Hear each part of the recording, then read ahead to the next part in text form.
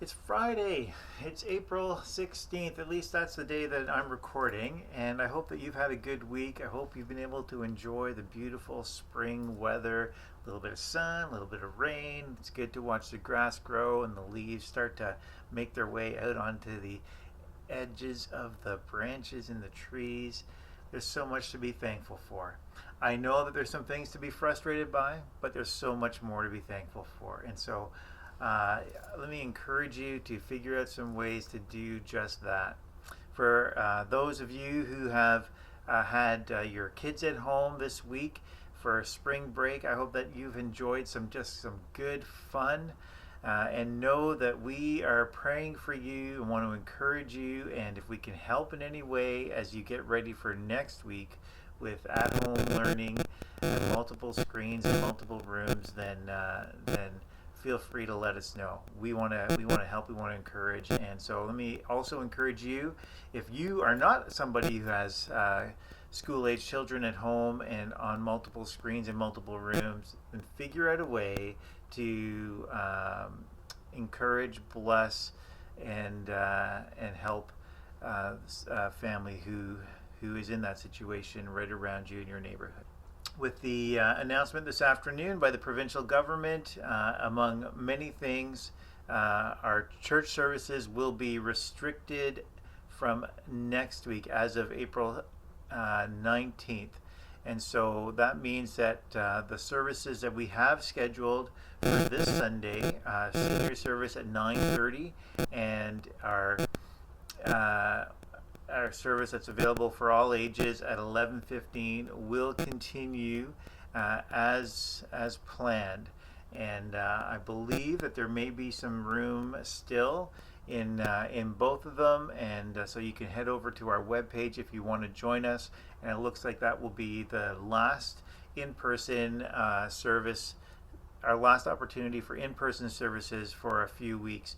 Your prayer for us as a governing board is continually appreciated, and we actually have a meeting scheduled for Tuesday night as we discuss the implications of this latest announcement on the ministry of the SEMC. And so, just as we have in previous times, there are new ways for us to engage and to demonstrate the love and the truth of Jesus Christ, the grace and the truth of Jesus Christ to our community, and we want to continue to do that.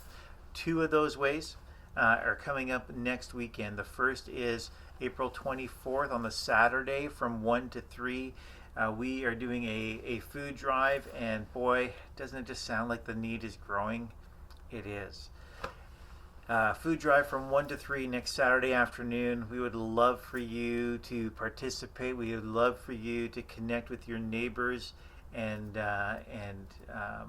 maybe bring some stuff on their behalf or encourage them to come by. We are also doing it in partnership with the Salvation Army Food Bank and to highlight a new emergency response vehicle that they have that will serve needs across our county. It's going to be it's an exciting time in terms of that, and just being able to raise the profile of a much needed resource, and also to raise awareness to a growing need, and that is simply providing basic food for families in need. And so I hope that you'll join us for that. And then Sunday on April 25th, there's a drive-through bridal shower for Tally Allen. And that will be able to continue, and so we'll look forward to seeing you there from 1 to 3 p.m. And there's information for both of these things in our e-bulletin below. Also, take note that this week, this Sunday, there is a guest, a substitute, a Kid Jam curriculum, and that is also contained in your e-bulletin as we continue to provide a little break for the Siertsma family, and so appreciate them. And if you haven't yet sent them an encouragement, let me encourage you to do so, just to let them know how much we appreciate them. And so I think that's about it for me right now. I hope that you have been working a little bit at your story based on our message, our first uncommon message, and would love to be able to connect with you if I can help in any way. But know that I'm praying for us as a church family. Know that many of you are praying for one another. And so thank you for that and communicating with one another. Let's keep that up, right? We need to do that. And let's be encouraged because God has given us the capacity to demonstrate His love, His grace, His truth in new and growing ways. And so let's invest in those relationships that we have around us as we make our way out. And make sure you get outside, right?